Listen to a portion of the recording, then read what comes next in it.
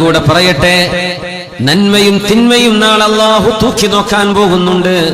فأما من ثقلت موازينه فهو في عيشة راضية وأما من خفت موازينه فأمه هاوية وما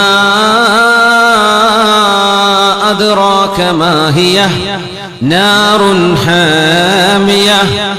ഈ ലോകാന്ത്യത്തെ സംബന്ധിച്ചുള്ള വിളംബരമാണ് ഈ സൂറയുടെ ആരംഭമെന്ന് നമ്മൾ അറിയണം.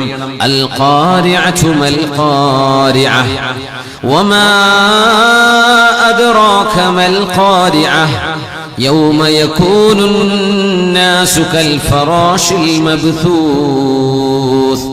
പ്രകമ്പനം കൊള്ളിക്കുന്ന, ചെകിടടപ്പിക്കുന്ന ഭീതിതമായൊരു ശബ്ദവുമായി ഈ പ്രപഞ്ചത്തിന്റെ അന്ത്യം, ഒടുക്കം സംഭവിക്കുമ്പോൾ, ലോകാവസാനം സംഭവിക്കുമ്പോൾ എന്ന് പരിശുദ്ധ ഖുർആൻ. മൽ ഖാരിഅ, എന്താണ് ചെകിടടപ്പിക്കുന്ന, പ്രകമ്പനം കൊള്ളിക്കുന്ന ആ ശബ്ദം കൊണ്ടുണ്ടാകുന്ന ലോകാന്ത്യത്തിന്റെ സ്ഥിതി എന്നറിയുമോ നബിയേ?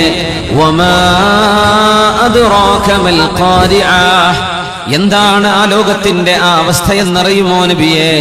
യൗമ യകൂനുൻ നാസു കൽ ഫറാശിൽ മബ്ഥൂസ്.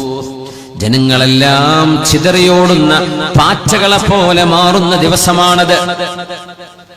പാറ്റ പൊടിഞ്ഞാൽ ഒരു വിളക്കിന്റെ അരികത്തേക്ക് ദിശയറിയാതെ അവകൾ ഓരോന്നും പാറി വന്ന് ആ വിളക്കിൽ, വെളിച്ചത്തിൽ, തീയിൽ എരിഞ്ഞമരുന്ന് അവരൊക്കെ ചത്തുപോകുന്ന ആ പാറ്റകൾക്ക് ദിശയറിയാതെ പറക്കുന്ന പോലെ, ഗതിയറിയാതെ നടക്കുന്ന പോലെ, നാളെ വിചാരണയ്ക്ക് വേണ്ടി ആളുകൾ അവരവരുടെ മരണപ്പെട്ട സ്ഥലങ്ങളിൽ നിന്ന് എഴുന്നേറ്റ് വരുന്നത് ദിശയറിയാത്ത ഒരു രീതിയിലായിരിക്കും ചില ആളുകൾക്ക്.